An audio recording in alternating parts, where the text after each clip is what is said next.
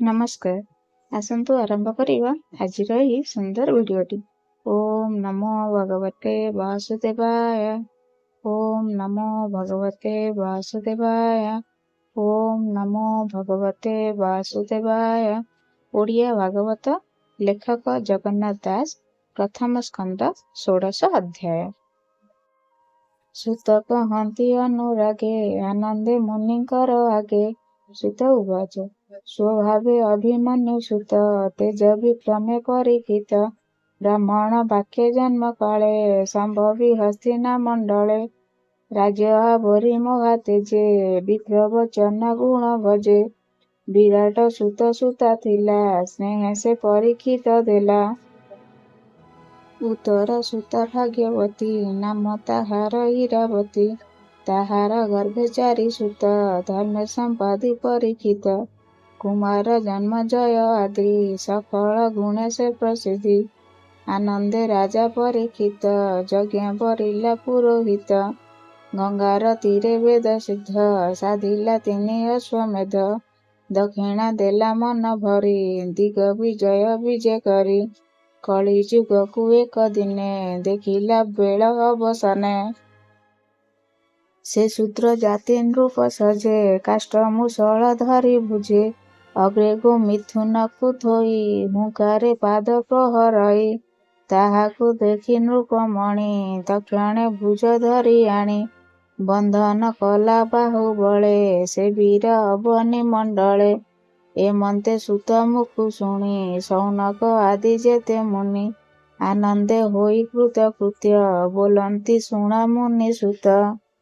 ସୌନକ ଉବାଚ, କେବଳ ହେତୁ ପରୀକ୍ଷିତ, ଦିଗ ବିଜୟ ଉପଗତ। କଳିକି ଧରି ବାହୁବଳେ, ବନ୍ଧନ କଲା କିମ୍ବା ଛଳେ। ସ୍ୱଭାବେ ଶୂଦ୍ର ରୂପ ଧରି, କପଟେ ନୃପ ବେଶ କରି। ପାଦେ ପ୍ରହରିଲା କାହାକୁ, ଭୂସୁତ କହିବା ଆମ୍ଭକୁ। ହେ କୃଷ୍ଣ କଥା ଶୁଭ ବାଣୀ, ଏ ଜୀବ ତଳେ ଯାହା ଶୁଣି। ଶରୀର ବହି ମୋହ କଳ୍ପେ, କି ଲାଭ ଅସତ୍ୟ ଆଳାପେ।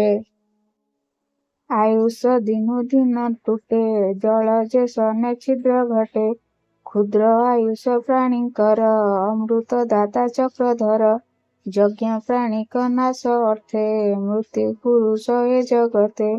ସେ ନୋହେ କାହାରି ଆୟତ, କରଇ କ୍ଷଣେ କ୍ଷଣେ ଗ୍ରସ୍ତ। ଯାବତ ଯମ ଏହିଠାରେ, ମୃତ୍ୟୁ ନୋହିବ ମର୍ତ୍ତ୍ୟପୁରେ। ସେ ମୃତ୍ୟୁ ମୁଖୁ ନିସ୍ତାରଣ, କେବଳ ଶ୍ରୀକୃଷ୍ଣ ଶରଣ। କୃଷ୍ଣ ଭକତି ସୁଧା ପାନେ, ଅମୃତ ପିହିତ ବଚନେ। ଦିନ ହରନ୍ତି ଦୁଃଖ ସୁଖେ, ତାହାଙ୍କୁ ନାରାୟଣ ରଖେ। ସ୍ୱଭାବେ ମନ୍ଦ ବୁଦ୍ଧି ପ୍ରାଣୀ, ନିଜ ଆୟୁଷ ନ ପ୍ରମାଣୀ। ନିରତେ ମନ୍ଦ କର୍ମ କରେ, ତାର ଆୟୁଷ ଏ ସଂସାରେ। ଅର୍ଦ୍ଧେ ହରଇ ନିଦ୍ରା ନିଶି, ଦିବସ ବ୍ୟର୍ଥ କର୍ମେ ଗ୍ରାସୀ। ହେମନ୍ତେ ମୁନିଙ୍କ ପ୍ରସନ୍ନେ, ସୁତ କହନ୍ତି ଦୋଷ ମନେ। ସୁତ ଉବାଚ, ସେ ରାଜ ଋଷି ଯେତେବେଳେ, ବସିଲେ ହସ୍ତିନା ମଣ୍ଡଳେ। ବିଶେଷେ ଅର୍ଜୁନର ନାତି, ରାଜାଙ୍କ ମଧ୍ୟ ଚକ୍ରବର୍ତ୍ତୀ। କଳି ପ୍ରବେଶ କଥା ଶୁଣି, ଦିଗ ବିଜୟ ନୃପମଣି। ତାର ସଙ୍ଗତେ ନୃପବରେ, ସମର୍ଥ ନୁହନ୍ତି ସମରେ। ଉତ୍ତମ ରଥ ସଜ କରି, ରଥେ ଯୋଜିଲା ଅଶ୍ୱଚାରୀ। ଶ୍ୟାମ ତୁରଙ୍ଗ ମନୋଜବ, କେ କହୁ ଅଶ୍ୱଙ୍କ ପ୍ରଭାବ। ଅଶ୍ୱଭୂଷିତ ଅଳଙ୍କାର, ଯେହ୍ନେ ଉଦିତ ଦିବାକର। ରଥ ଉପରେ ସିଂହ ଧ୍ୱଜ, ପୁରୁ ବାହାର ମହାରାଜ। ଆବୃତ ଚତୁରଙ୍ଗ ବଳେ, କେ ତାକୁ ସମ ମହିତଳେ। ଦିଗ ବିଜୟ ବିଜେ କଲା, ଚାଲନ୍ତେ ଅବନୀ କମ୍ପିଲା। ମିଳେ ଉତ୍ତର କୁରୁ ଦେଶେ, ସର୍ବ ନୃପତି ତାର ବସେ।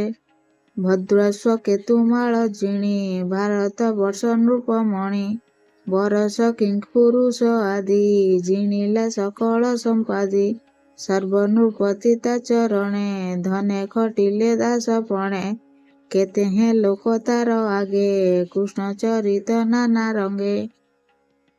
ଆତ୍ମାକୁ ରଖିଲେ ଯେମନ୍ତେ, ଦ୍ରୋଣ କୁମର ଶସ୍ତ୍ରଘାତେ।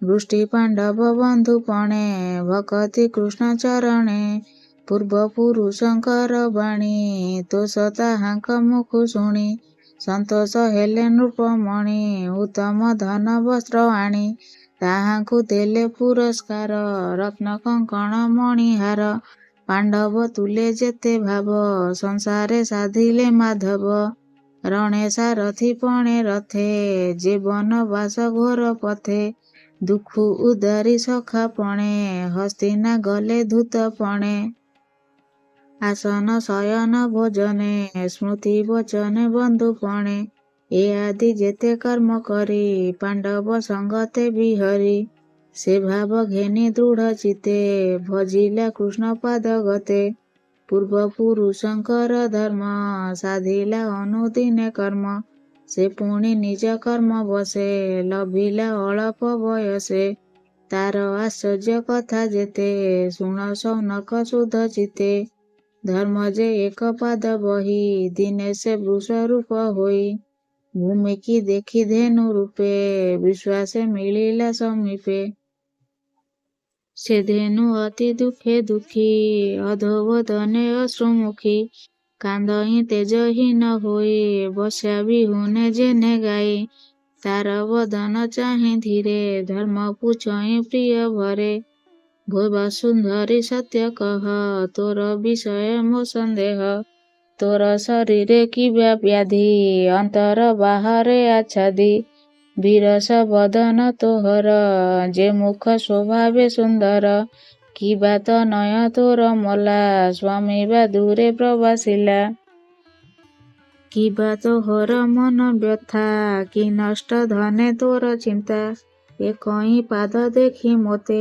ଦୟା ବସିଲା ତୋର ଚିତେ କିବା ଏ ଘୋର କଳି କାଳେ ଶୂଦ୍ରେ ଭୁଞ୍ଜିବେ ତୋତେ ବଳେ କିବା ଦେବଙ୍କ ପ୍ରୀତି ଛଳେ ଯଜ୍ଞ ନୋହିଲା ମହି ତଳେ ତେଣୁ ବା ଇନ୍ଦ୍ର ନ ବର୍ଷିଲେ ଏଣୁ ବା ପ୍ରଜା ନାଶ ଗଲେ କିବା ପୁରୁଷେ ନିଜ ନାରୀ ଉପେକ୍ଷୀ ପରଦାର କରି କିବା ବାଳକେ ପିତା ମାତା ଛାଡ଼ିବେ ତେନୁ ତୋର ଚିନ୍ତା କିବା ବ୍ରାହ୍ମଣେ ବେଦ ବାଣୀ ସାଧିବେ ହୀନ କୂଳେ ଆଣି କି ହୀନ କ୍ଷେତ୍ର ବନ୍ଧୁ ରାଜା କଳି ପୀଡ଼ିତ ଜନ ପ୍ରଜା ନିଜ ଭୁବନ ଛାଡ଼ି ଜନେ ପଶିବେ ଦୁର୍ଗମ ବିପିନେ ରାଣୀନ ମଣି ସ୍ଥାନ ସ୍ଥାନ ଆସନ ଶୟନ ଭୋଜନ କରିବେ ପର ପାକେ ମତି ପର ଯୁବତୀ ସଙ୍ଗେ ରତି କିବା ତୋହର ଗୁରୁ ଭାର ଖଣ୍ଡିଲା କୃଷ୍ଣ ଅବତାର ତାର ଚରଣ ତୋ ଉପର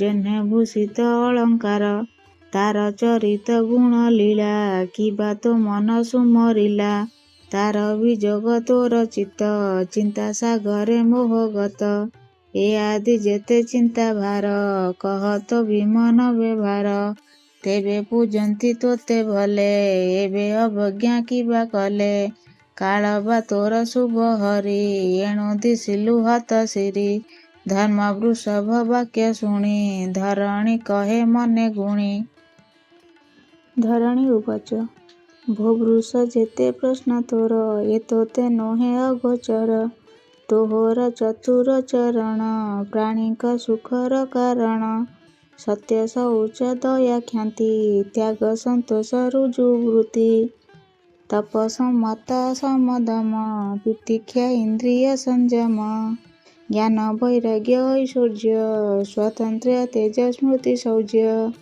ଧୈର୍ଯ୍ୟ କୌଶଳ ମୃଦୁ ଭାବ କାନ୍ତି ବାଗ୍ମିତା ସୁସ୍ୱଭାବ ବିନୟ ସହ ଓଜ ବଳ ସ୍ତୈର୍ଯ୍ୟ ଗାମ୍ଭୀର୍ଯ୍ୟ ଏ ସକଳ କୀର୍ତ୍ତିମାନ ଅନହଙ୍କାର ଏ ସର୍ବ ଯାହାର ଶରୀର ଏ ଆଦି ଅନ୍ୟ ଧର୍ମ ଯେତେ କର୍ମ ସାଧନ ଏ ଜଗତେ ମହତ ଜନ ଆଚରଣ ଆତ୍ମାର ପରମ କାରଣ ଏ ସର୍ବ ଗୁଣ ସୌଭାଗେ ଗମିଲେ ଗୋବିନ୍ଦର ସଙ୍ଗେ ପଡ଼ିଲା କଳି ଦୃଷ୍ଟିପାତ ତେଣୁ ଶୋଚନା ମୋର ଚିତ୍ତ ସେ କୃଷ୍ଣ ବିରହେ କାତର ତେଣୁ ଶୋଚନା ମୋର ଚିତ୍ତ ମୁଁ ଏବେ ଆତ୍ମାକୁ ସୁମରି ଏ ସର୍ବ ଗୁଣେ ମନେ ଧରି ତୋର ଚରଣ ଭଗ୍ନ ଦେଖି କାନ୍ଦହିଁ ଅତି ଦୁଃଖେ ଦୁଃଖୀ।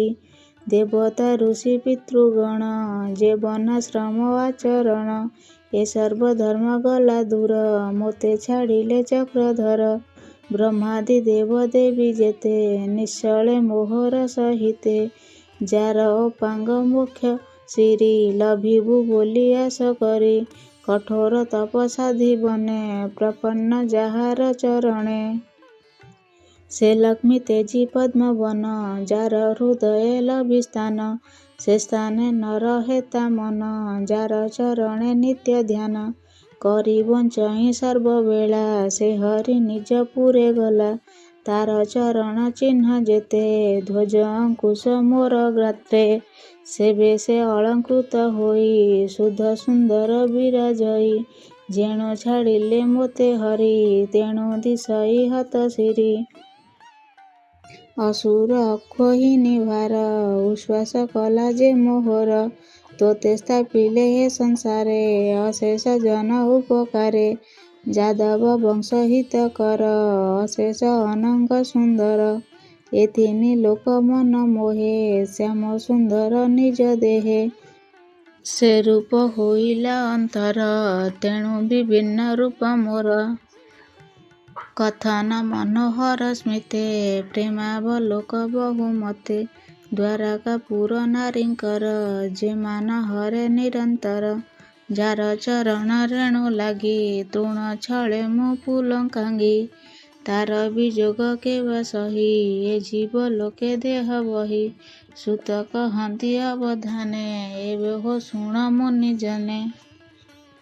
ସୂତ ଉବାଚ ଏ ମନ୍ତେ କହୁ କହୁ ବାଣୀ ଧର୍ମର ସଙ୍ଗତେ ଧରଣୀ। ସେ ପରୀକ୍ଷିତ ଦଣ୍ଡଧାରୀ ଦିଗ ବିଜୟ କର୍ମ ସାରି। ଧର୍ମ ଧରଣୀ ସଙ୍ଗ ମେଳେ ମିଳିଲେ ସରସ୍ୱତୀ କୂଳେ।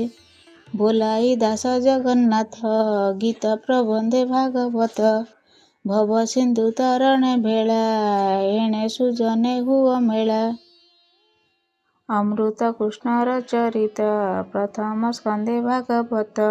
ଅମୃତ ରସ କୃଷ୍ଣ ବାଣୀ ସୁଜନେ ତର ଏହା ଶୁଣି।